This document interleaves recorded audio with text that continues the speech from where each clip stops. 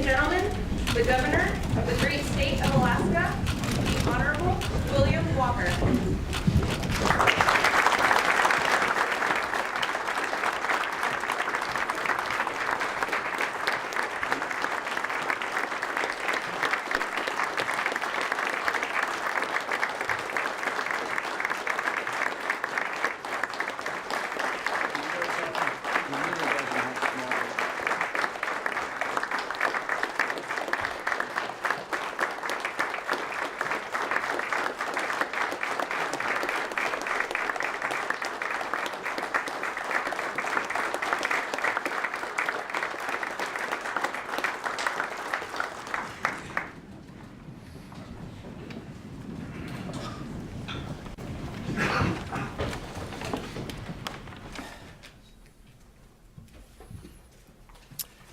President Kelly, Speaker Edgman, Lieutenant Governor Malott, members of the legislature, members of the cabinet, and my fellow Alaskans.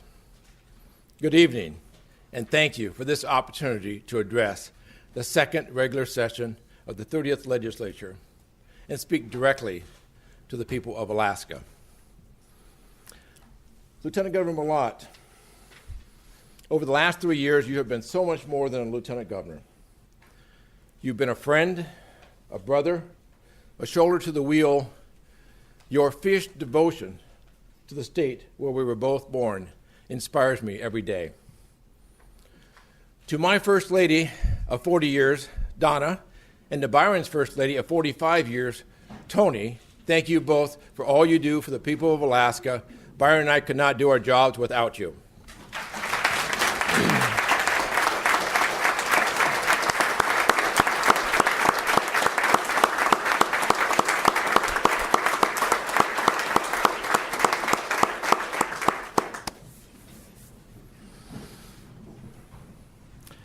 I also want to acknowledge our daughter Tessa, and son-in-law Dennis, as well as Joey Malott, and all the Walker and Malott family members tuning in. Thank you all for your daily support and encouragement.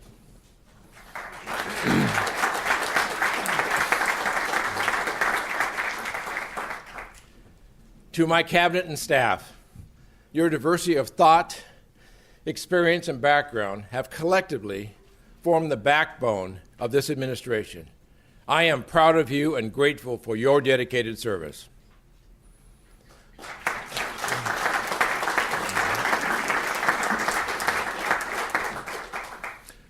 To our military men and women and first responders who run toward danger to protect and defend others, you are our everyday heroes. And to the families of the 3 young Alaskans, Private First Class Hanson Kirkpatrick, Chief Warrant Officer Jacob Sims, and Staff Sergeant David Brabander, who lost their lives last year while in combat and in support of combat operations, we extend our deepest sympathies and gratitude.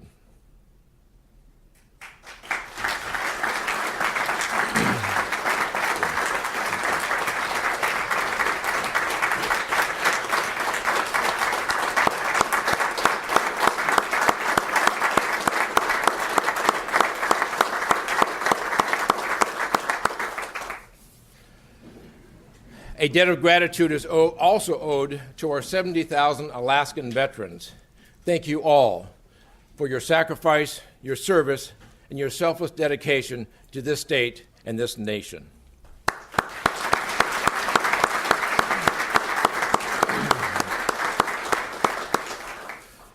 And finally, to my fellow Alaskans watching or listening all over the state, being informed is critical to being part of the solution. Thank you for your engagement tonight.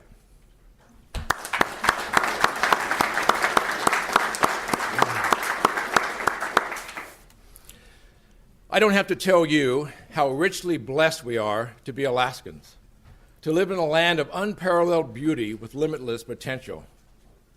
Of course, we have some challenges, some more difficult than others, but my optimism this evening comes directly from the state of our state, from the strength and resilience of our people, and from the steps we are taking to control our own destiny by building a safer, smarter, stronger Alaska.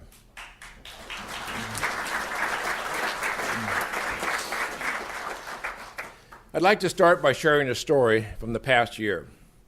Last October, Byron and I sat with Chris Apasigat, a 17-year-old from Gamble, as he delivered his keynote speech to the Elders and Youth Conference. Chris told us about a simple Facebook post about a successful bowhead whale hunt that provoked a thunderstorm of threats and hateful messages from outside Alaska. This wasn't the first time that Chris had faced challenges. He told us about one hunt when the clamps on the boat motor broke, and he helped keep the motor in place by gripping the steering shaft in his hands for 100 miles for the ride home. He told us about running aground during a hunt and having to camp out in the cold for 2 nights until search and rescue could arrive from Savunga.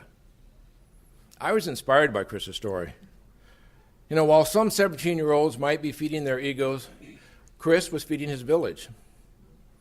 One reporter tweeted that Alaska is a great place because the governor will hold the mic of a teenager in a polar bear hat for 20 minutes so he can talk about what's going on with whale hunting. Chris had plenty of opportunities to give up or get discouraged. But instead, he is standing tall as a leader for his people. To that I say, Alaska is a great place because we are home to people like Chris, people who persevere,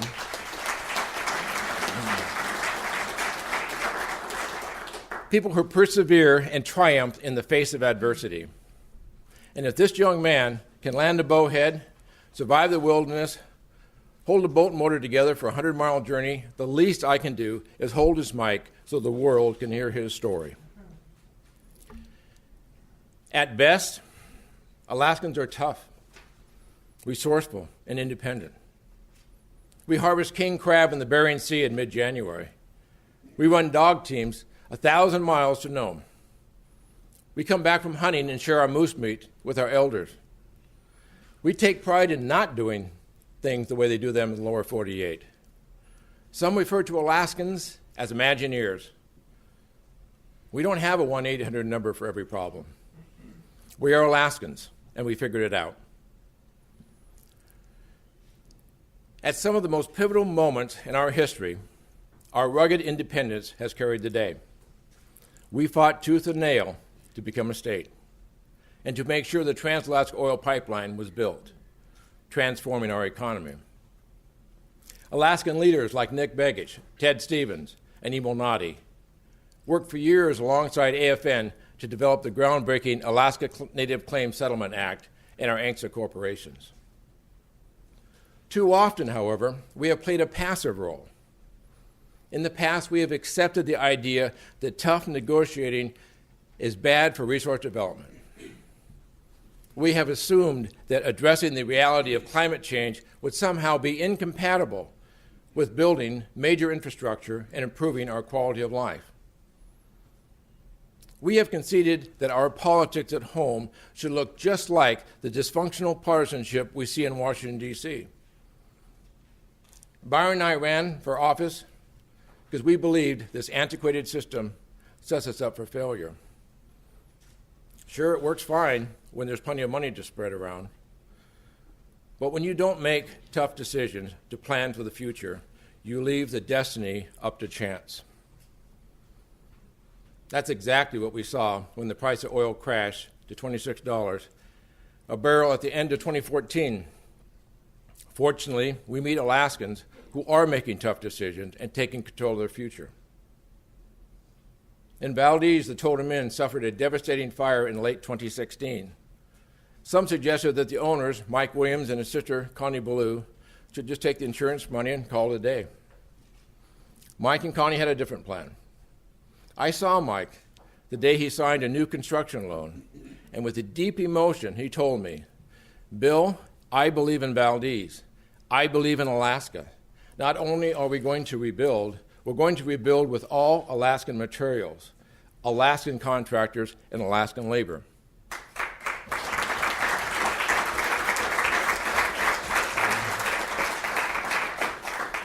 The new Totem Inn is on track to open in time for tourist season this year. From new breweries in Girdwood and Talkeetna, to energy and small business startups, to large companies making significant new investments on the North Slope, Alaskans are committed to this state. They are making tough decisions and fighting for their future. They deserve leaders who are willing to do the same.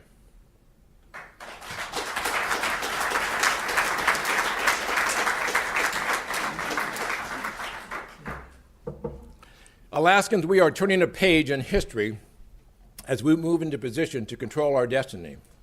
Let me describe what controlling our destiny looks like. When Alaska became a state, the Alaska Statehood Compact established the conditions for our entry. Alaska was granted 103 million acres of public land and became the only state in America with exclusive ownership of the resources in the ground. The message from Washington, D.C. to the new state was clear.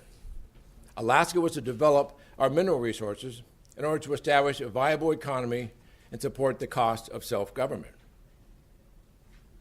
Therefore, controlling our destiny requires taking aggressive measures to access and develop those resources responsibly.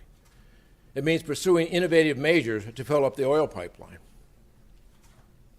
The model today is for the state to provide the infrastructure to develop our resources. This is the customary role of government. We make nothing on oil discovered but left in the ground. Access and production are key. We are now working to develop toll roads so exploration can take place 12 months a year rather than just in the winter months. We applaud the recent production activities which have resulted in 2 consecutive years of increased oil throughput in the pipeline. We also welcome all the new players out in the field working hard to increase production. This year, we saw the highest dollar bids on North Slope lease sales in over 20 years.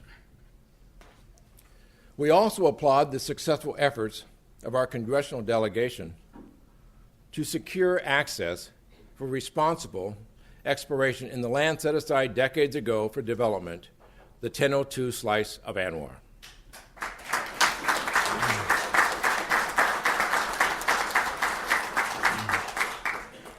However, even with all this welcomed activity, oil alone is no longer the sole answer. We must diversify our portfolio. The most promising opportunity to emerge has been the accelerated momentum to develop our huge natural gas reserves. It is fortunate that the legislature created the Alaska Gasline Development Corporation in 2010, and that the late Dan Fauske skillfully put the organizational structure together. I am frequently asked how the joint development agreement we signed on November 9th in Beijing between Alaska and China is different from prior agreements.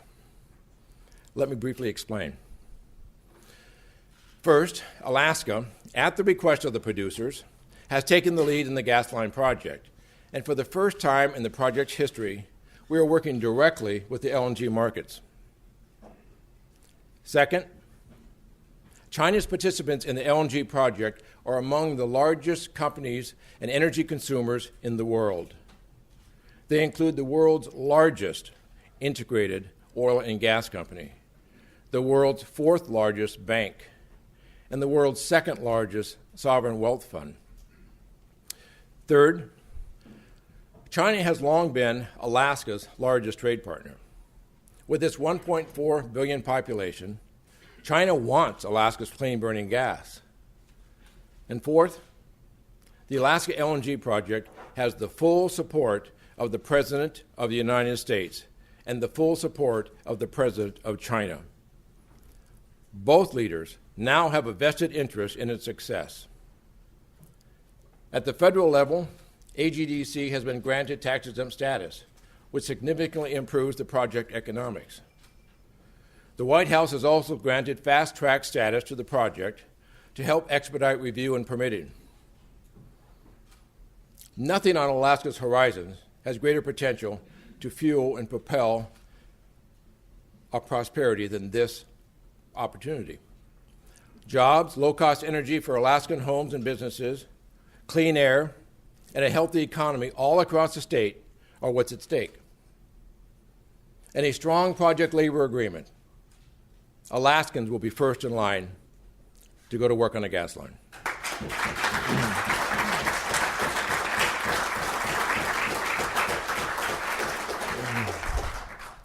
Since that signing, I have held critical meetings here in JUNEAU with the CEOs of 3 of the North Slope producers.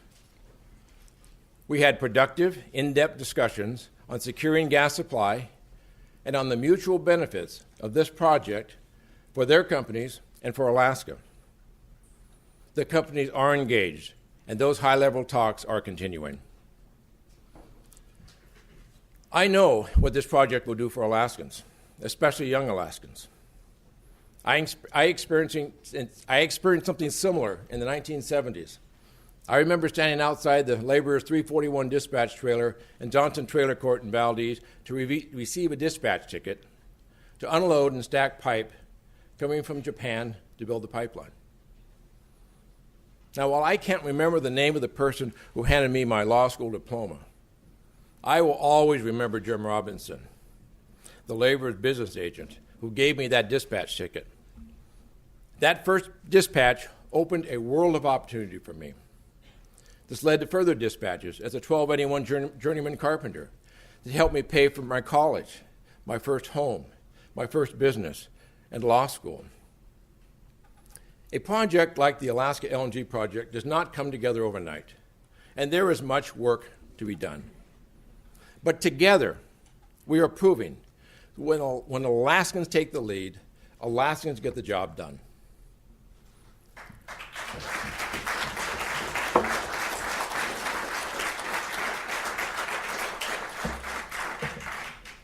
It is time that we, as Alaskans, define our future, rather than hope somebody else defines it for us. We must have a thriving economy and an education system that can support the type of jobs and investment needed to improve our quality of life, one that provides opportunities for all Alaskans, today's generations, and tomorrow's. Being such a majestic and resource-rich state, we have much more options than most. We are welcoming a record-breaking number of tourists, and our winter tourism continues to grow. We have world-class fisheries and are now promoting new opportunities such as kelp and shellfish production. And we will continue to prioritize healthy salmon habitats that benefit all users.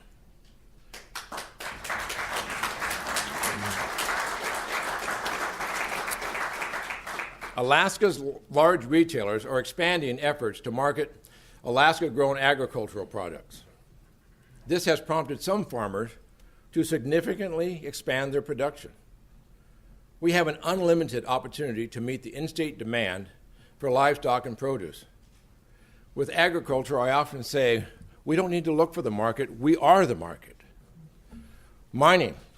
Mining provides 8,600 high-paying jobs in Alaska and injects hundreds of millions of dollars into the state's economy through rents and royalties. New projects at Donellan, Livengood, Upper Kobuk, and in Haines could add millions of dollars in new revenue and greater job opportunities for Alaskans. A bright spot in our forest products is our ongoing effort to work collaboratively with all stakeholders to promote a viable and sustainable industry. This includes the recent use of the Good Neighbor Authority, allowing the state to partner with the U.S. Forest Service to complete work on national forest lands.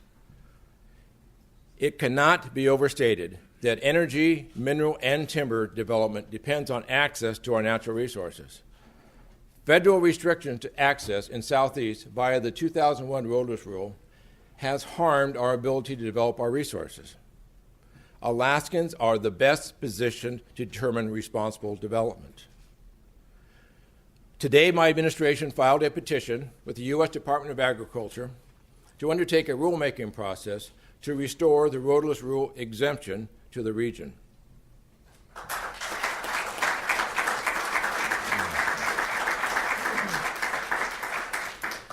Over the past 3 years, our state corporation, ADA, has invested over $425 million in Alaska businesses and projects.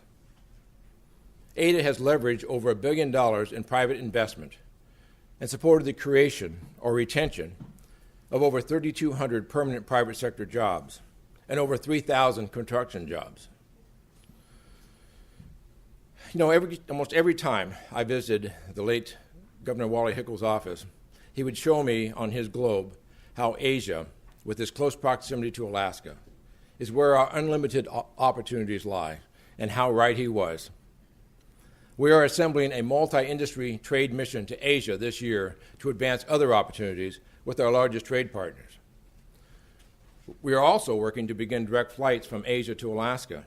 This will help us attract more of the 100+ million Asian vacationers each year to further enhance our extraordinary tourism industry. Alaska is open for business, and we want the world to know it.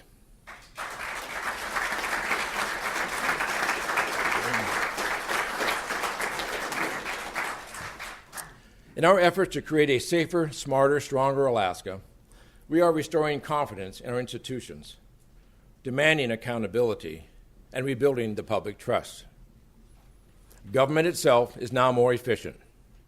While maintaining most public services, state spending, including capital spending, is down by 40%, and the number of state employees had dropped by nearly 3,000. We have closed over 40 state facilities and significantly reduced or eliminated state funding in more than 100 programs and services. Public trust has been restored in our National Guard. Alaska's National Guard is now a beacon of honor and continues to deploy for wartime missions and disaster relief to defend and protect our nation. Major General Lori Hummel and her team have assumed a leadership role in the development Arctic Defense Doctrine. We are also working not just to preserve Alaska's current military force structure, but to grow that structure.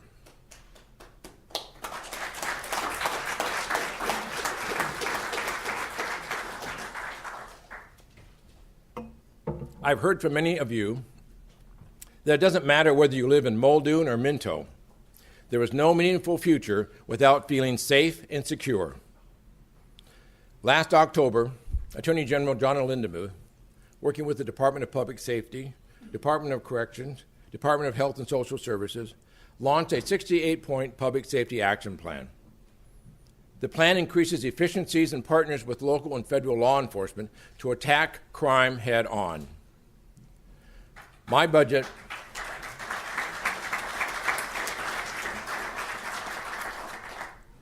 for FY 2019 is in support of that plan and add $34 million for public safety. We must have the resources required to keep Alaskans safe and secure.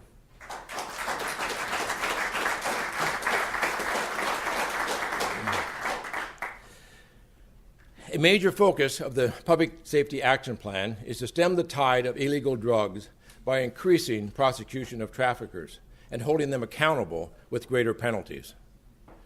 The opioid crisis has devastated so many families and communities. On February 14th of last year, I issued a declaration of emergency and established an incident command structure to coordinate responses. This has proven extremely effective way to marshal available resources, and we're already seeing results. One example is the increased use of drug dogs. In 2017 alone, our 3 K-9 teams have confiscated thousands of grams, hundreds of thousands of dollars in drug currency. One of our drug dogs, Mocha, is featured in an ad at the SeaTac airport. Beneath Mocha's smiling photo, it warns, "If you're bringing drugs to Alaska, I look forward to meeting you."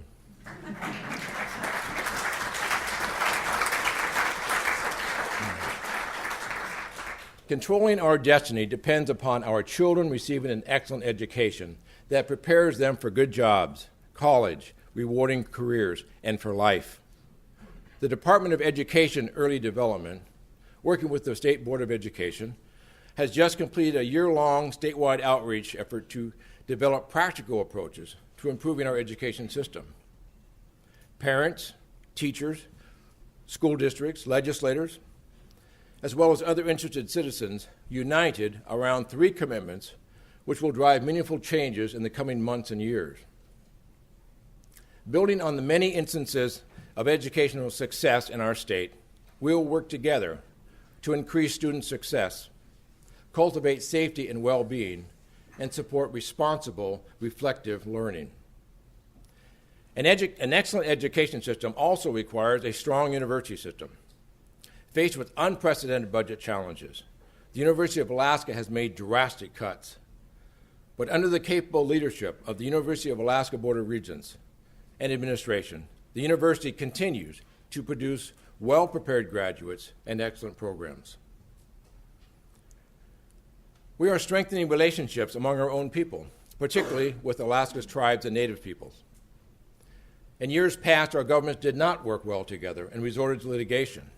But today, we are identifying barriers and developing policy to build a foundation of respect and collaboration.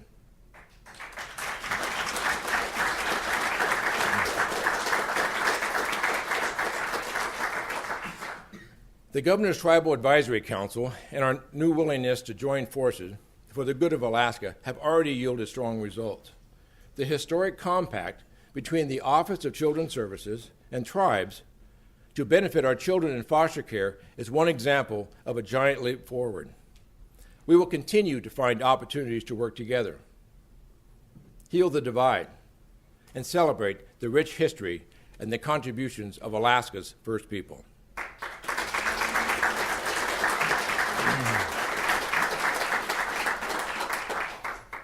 Securing our future must also include addressing the fact that Alaska is at ground zero for climate change.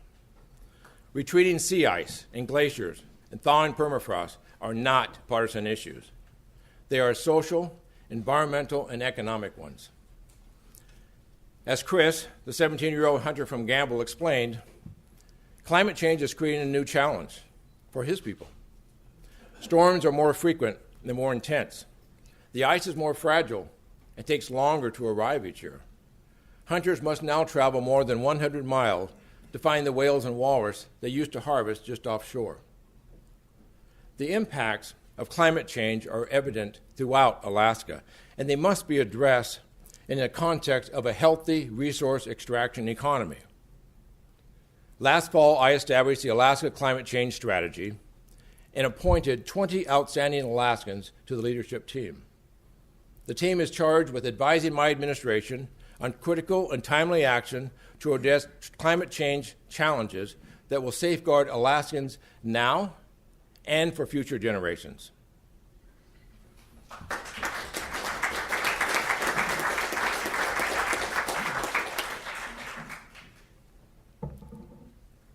A healthy future means a healthy Alaska. Nearly 40,000 additional Alaskans are now receiving health care since I accepted Medicaid expansion.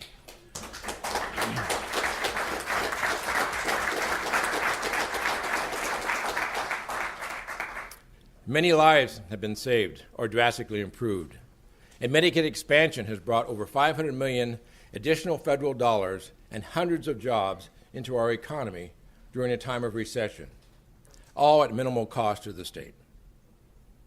However, health care continues to be one of our largest expenditures each year. We have been working internally with other states as well as with the federal government to explore options to reduce overall health care for all Alaskans. We've been successful in reducing health care insurance premiums in Alaska by 26% this year, establishing a reinsurance program that is now being modeled around the country. We are also anticipating that after years of unified efforts by many Alaskans, the life-saving Eisenbeck Road will finally be built.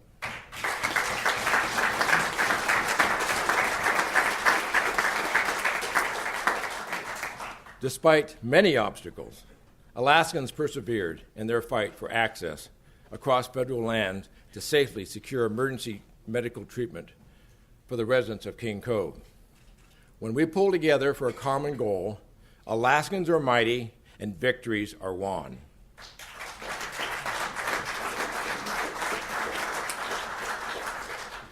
Even with all the good news, there's still one thing standing in the way of truly controlling our destiny. And that's our inability to get our own fiscal house in order. Credit rating agencies, investors, employers, and the real estate market are all waiting for the long-term sustainable fiscal solution. Without one, Alaska's economy will remain in jeopardy.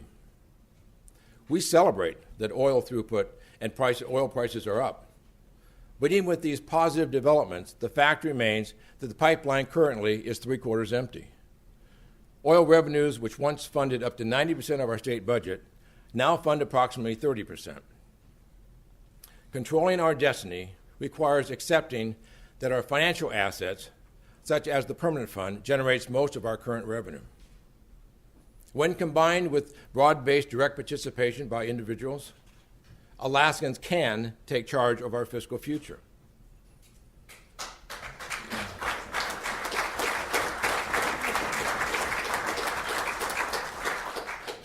Unfortunately, in recent years, Alaska has fallen behind the rest of the country, and the consequences are significant.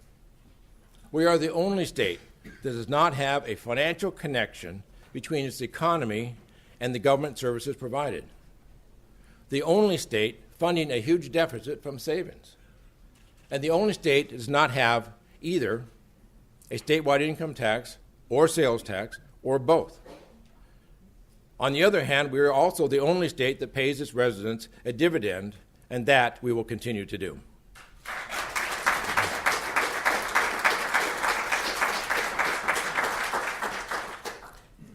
We have the resources, we have the wealth. I ask each of you, do we together have the courage to seize Alaska's destiny and pay a modest temporary tax, accept a $1,200 and growing dividend, and use the permanent fund earnings in a manner that's fair to future generations? Over the past 3 years, the failure to adopt a sustainable fiscal plan has caused the state to drain $14 billion in one-time savings. Let's put $14 billion in perspective. Last year, our municipalities identified their top 3 wish lists, infrastructure projects, for a combined total of $2.5 billion. 3 major infrastructure projects could have been built in many communities throughout Alaska. Think of the jobs, the economic boom, the needed improvements across the state that could have been secured for $2.5 billion. Instead, we have spent $14 billion in savings, really with little to show for it. And now, we've run out of savings to cover the deficit. Let me be clear. The longer we hold on to partisanship, the longer we hold on to the deficit.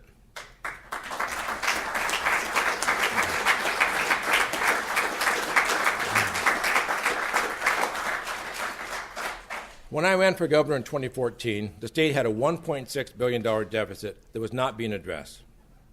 That deficit quickly escalated to $3.7 billion in 2015.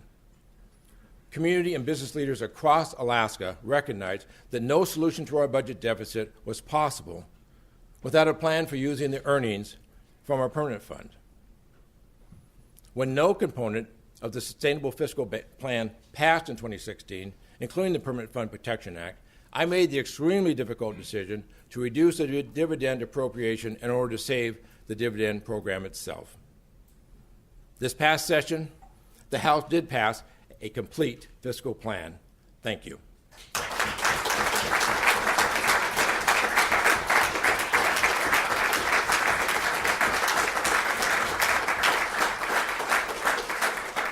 And the Senate and House both passed legislation that reduced the PFD to a sustainable level. Nobody in this building wanted to reduce the permanent fund dividend. I know how hard that decision was. I also know that the worst decision we can make at this time is no decision. Our fiscal problems will not be resolved through inaction. I also thank both bodies for bringing the Small Explorer Oil Tax Credit Program to an end. It was a necessary step in getting our fiscal house in order. Now that the program has terminated, I have introduced legislation to pay the credits owed to these small companies at a discounted amount that result in no additional cost to the state. It is time to put Alaskans back to work. And that's why I introduced the Alaska Economic Recovery Act. It does not take a team of economists to tell us what we already know. The economy is in recession, and Alaska has the highest unemployment in the nation. At the same time, lean capital budgets over the last few years have meant our schools, roads, and infrastructure are way overdue for maintenance.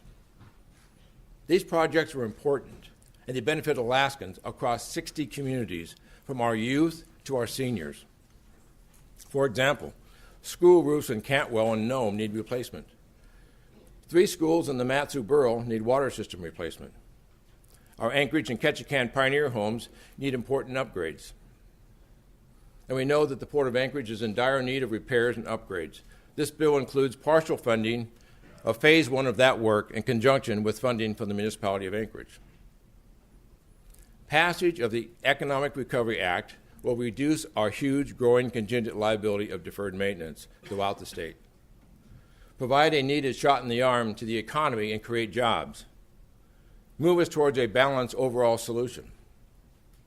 I have often said that one of the best cures for many of Alaska's social ills is a job.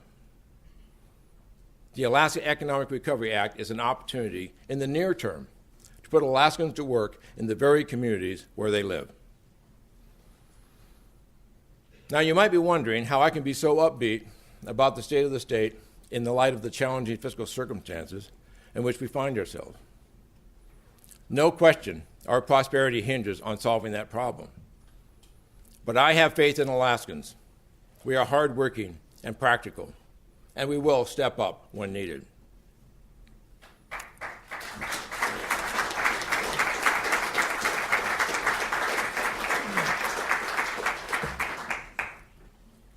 Let me explain what I mean. As I had mentioned before, I was born in Fairbanks and spent my earliest years there and in Delta Junction. Following our move to Delta, my dad had to be hospitalized in Fairbanks for months after a serious forklift accident. This left my mom alone to care for 4 small children in our rustic home with no running water or electricity and only a fireplace for heat. My oldest sibling, Bob, 10 years old at the time, vividly recalls the hours before and after school helping our mom gather and chop wood to keep the fire going during the waking hours. The nights were long and bitterly cold. We had 1 hot water bottle that my mom would rotate each night at bedtime to her 4 children. There was no income during this time. A collection jar was set up at Art Nofke's grocery store for our family. A Delta resident, Hank Brewis, and his wife Alice, learned of our dire situation. Hank came to our home and saw that we were barely making it. Hank said, "Come on, you're all moving in with us." The Brewises already had 4 children of their own, and yet they took us in until Dad was back on his feet again. Our families became lifelong friends. Even after my dad was better, work was scarce. We had to scrape together a living. One endeavor involved selling ads and publishing the Walker's Weekly, a local newspaper my brother Bob and I would deliver throughout Delta on our bikes. Additionally, for several years, we advertised in the Reader's Digest and the Red Book magazine. For $1, we would write letters from Santa that my dad would drive 90 miles to North Pole to mail. I remember feeling like I was a pretty big part of Santa's operation at that time.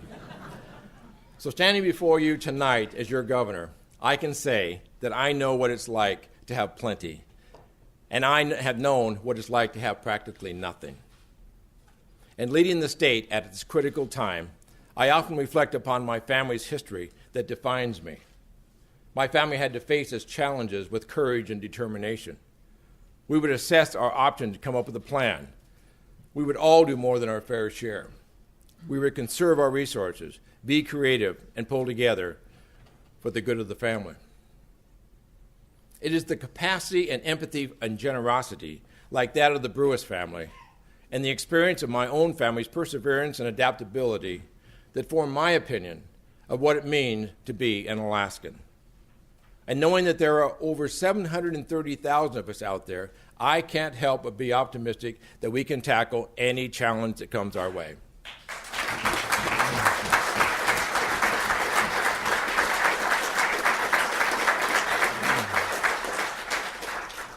Beyond these security and economic issues, what I've heard most people long for is a renewed sense of public trust and a respectful public discourse from our leaders. Frustration over divisive partisanship is evident, and Alaskans have had enough. Some folks find it politically useful to talk as if we could solve all of our fiscal challenges by cutting state jobs. They suggest that we can balance the budget solely on the backs of the men and women who serve our state. They want to identify where the cut should come from, but they resort to cheap caricatures of state workers as nothing more than bureaucrats and paper pushers, clocking in at 8 o'clock, clocking out at 4:30 without adding any real value. The cuts only plan is no plan at all.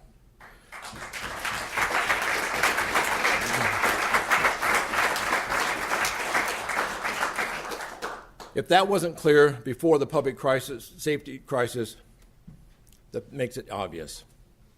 But I would ask those who continue to hide behind the facade of large, unspecified cuts. Go spend some time with the men and women at DOT who go out in some of the most extreme weather conditions on the planet and keep our planes flying, our highways open, and our ferries taking Alaskans where they need to go. Go spend some time with Alaskans working in our overloaded, underfunded foster care system and listen to their stories of service and sacrifice. Go spend some time with the Alaska State Troopers who have seen a cut of 77 public safety positions and yet still go out day and night, often without backup, to keep Alaskans safe. Then come back and be specific about who you would fire. The simple truth is that the state is at its lowest staffing levels in 15 years. And the harsher truth is that we are already feeling the effects. While in Sitka on Alaska Day, I stopped by the Trooper Academy to express my gratitude to those dedicated Alaskans training to keep us safe. I asked if anyone had any questions. One hesitant hand went up. A young recruit asked if the pink slips would be going out again this year. He explained that on the first day of training, he received an urgent call from his wife. She told him that in the mail that day, he'd received a 30-day notice of termination due to the state budget not being passed on time.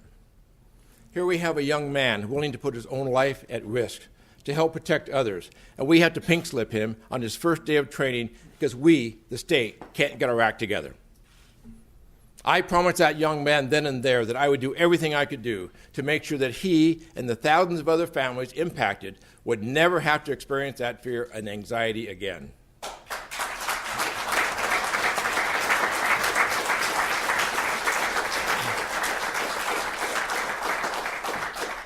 When we don't pass a budget on schedule, the fishing industry openers are interrupted. The Alaska Marine Highway System can't publish a schedule. Teachers get pink slips. Our entire economy is held back by this annual uncertainty. Any system that cannot deliver a budget within 90 legislative days is broken, and anyone that can't see that or refuses to address it is complicit in that failure.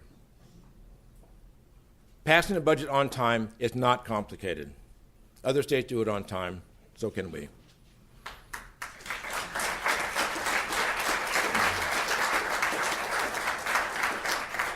The California legislature, for instance, was late passing the budget 25 out of 30 years. The citizens, fed up with the politics, demanded more. In 2010, they voted to stop the legislators' pay if the budget was not passed on time. Since then, with one exception, the California budget has passed on time each year. Following statehood, the first Alaska legislature was in session a total of 146 days over the two-year session. During those 2 years, they organized the new government, passed the budget, created 12 executive departments, the court system, the retirement system, numerous professional licensing boards, and passed 387 bills. This week began our second year of the 30th legislative session. During the first year, 2017, we were in session 211 days and passed 32 bills. I am filing legislation that would move us to a more efficient, effective biennial budget process. It also would mandate that if the governor does not produce the next fiscal year's budget by the statutory deadline of December 15th, the governor's pay stops. If the legislature doesn't pass a budget by the 90th day of the legislative session, their pay stubs. Let's pink slip.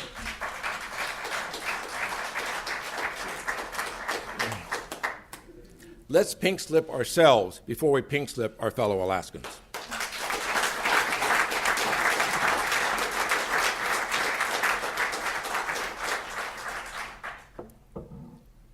Bottom line, we need to improve public safety. We need budget reform. We need a real fiscal plan. And we need to energize our economy. These aren't wants, these are needs. And it's our responsibility to make that happen now. Here's the good news. We can fund our essential government services and get our economy growing again if we muster the courage to take action. If we accept cooperation and compromise as a necessary part of the governing process, we can work together and pass a sustainable budget on time. I'm not suggesting anyone stop fighting for what they believe in. But at the end of the day, following the good fight, we have to be committed to the greater good. Compromise is not capitulation. Rather, it is a necessary process in representative government. While some are focused on making a point, let us focus on making a difference.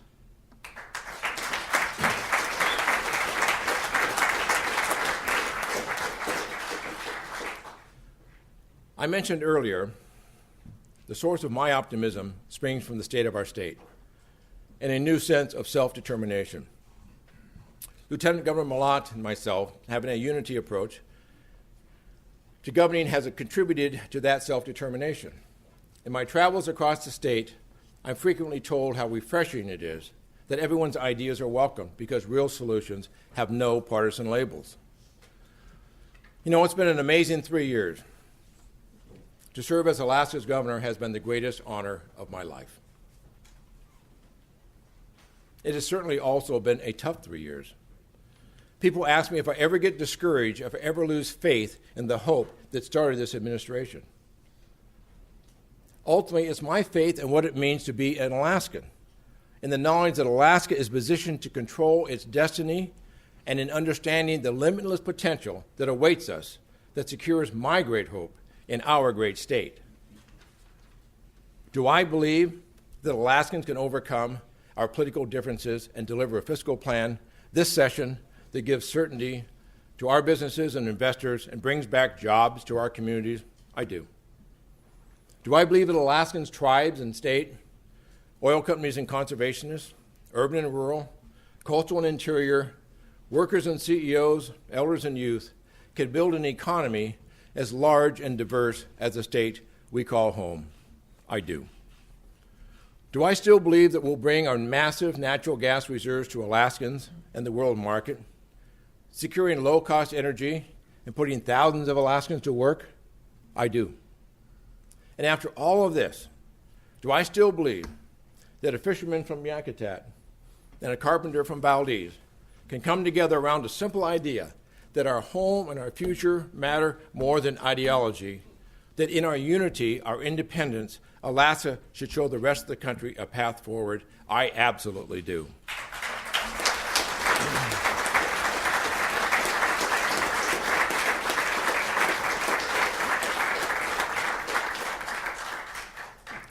Some seasoned politicians have proclaimed that nothing can be accomplished this session due to upcoming elections.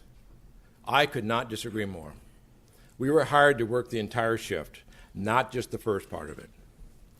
I'm taking the field this session and staying on the field until the session is done. And I ask that none of us remain in the locker room trying to keep our uniforms clean in hopes of being in the next year's pictures. Let's end the session on the field with the sweat and mud on our uniforms that comes from working hard every day for Alaskans. That's what Alaska's hired us to do. That they deserve nothing less.